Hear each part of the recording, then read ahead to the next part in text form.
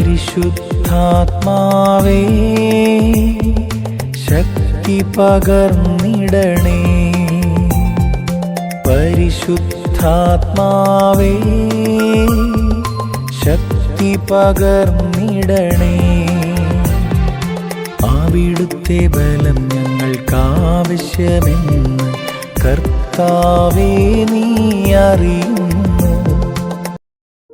ദൈവത്തിന് സ്തോത്രം. കർത്താവിൻ്റെ പരിശുദ്ധ നാമം വാഴ്ത്തപ്പെടുമാറാകട്ടെ.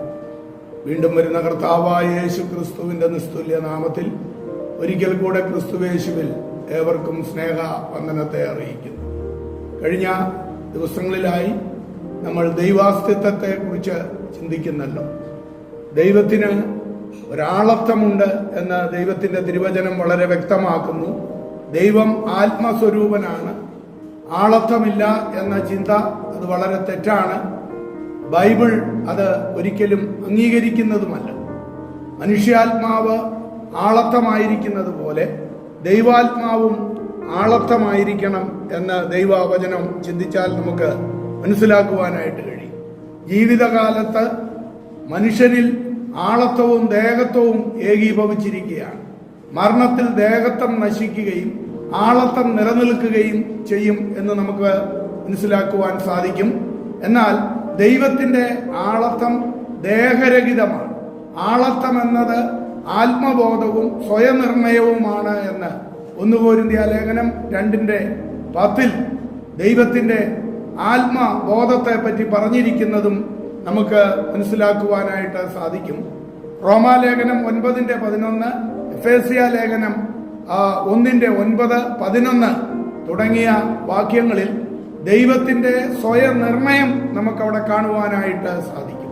കൂടാതെ ഞാനെന്നും എന്നെ എന്നും പറയുവാൻ കഴിവുള്ളവനാണ് ദൈവം. അത് പുറപ്പാട് പുസ്തകം 20:2 നമുക്ക് മനസ്സിലാക്കുവാൻ സാധിക്കുന്നുണ്ട്. ആളത്വത്തിന്റെ മാനസിക സവിശേഷതകളായ ബുദ്ധി, സംവേദനം, ഇച്ഛാശക്തി എന്നിവ ദൈവത്തിനുണ്ട്.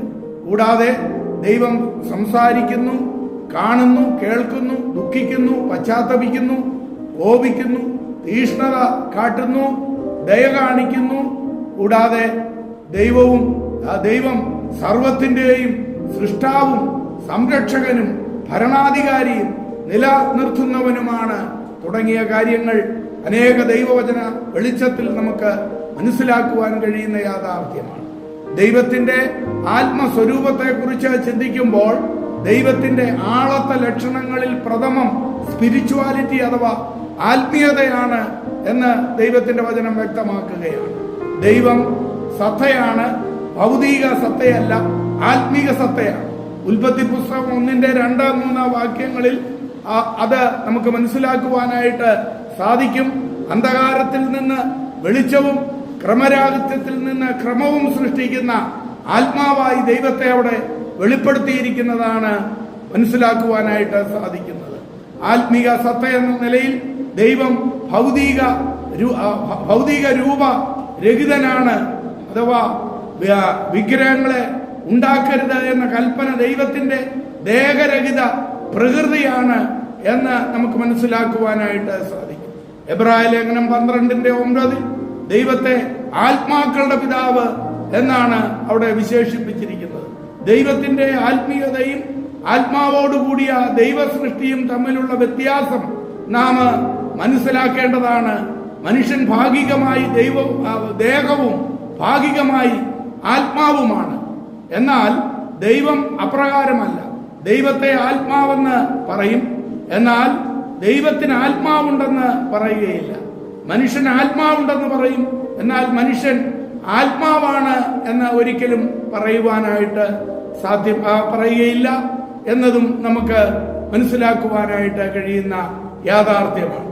അപ്പോൾ ദൈവത്തിന്റെ വചനം വളരെ വ്യക്തമായി വെളിപ്പെടുത്തുന്നത് ദൈവത്തിന് ഒരാളത്വമുണ്ട് എന്നുള്ളതാണ്. ആ ആളത്വമുള്ള ദൈവത്തെയാണ് നാം ആരാധിക്കുന്നത് അഥവാ നമ്മോട് ഇടപെടുന്നത് എന്ന് നമുക്ക് തിരുവചന വെളിച്ചത്തിൽ മനസ്സിലാക്കുവാനായിട്ട് സാധിക്കും. അപ്പോൾ തന്നെ ദൈവത്തിന്റെ ശാരീരിക സാന്നിധ്യത്തെ കുറിച്ചും നമുക്ക് കാണാവുന്നതാണ്. അത് നമുക്ക് ദൈവവചന വെളിച്ചത്തിൽ അടുത്ത ദിവസത്തിൽ ചിന്തിക്കാം. കർത്താവ് നമ്മെ ഏവരെയും അനുഗ്രഹിക്കുമാറാകട്ടെ. ആമേൻ. കൃപകളും വരങ്ങളും ജ്വലിച്ചിടുവാൻ ഞങ്ങൾ വചനത്തിൽ വേരൂന്നി വളർന്നിടുവാൻ. കൃപകളും വരങ്ങളും ജ്വലിച്ചിടുവാൻ ഞങ്ങൾ വചനത്തിൽ വേരൂന്നി വളർന്നിടുവാൻ. പിന്മഴയെ വീണ്ടും അയക്കണമേ നിഞ്ചനമുണർന്നിടുവാൻ. പിന്മഴയെ വീണ്ടും അയക്കണമേ നിഞ്ചനമുണർന്നിടുവാൻ. പരിശുദ്ധാത്മാവേ ശക്തി പകർന്നിടണേ. പരിശുദ്ധാത്മാവേ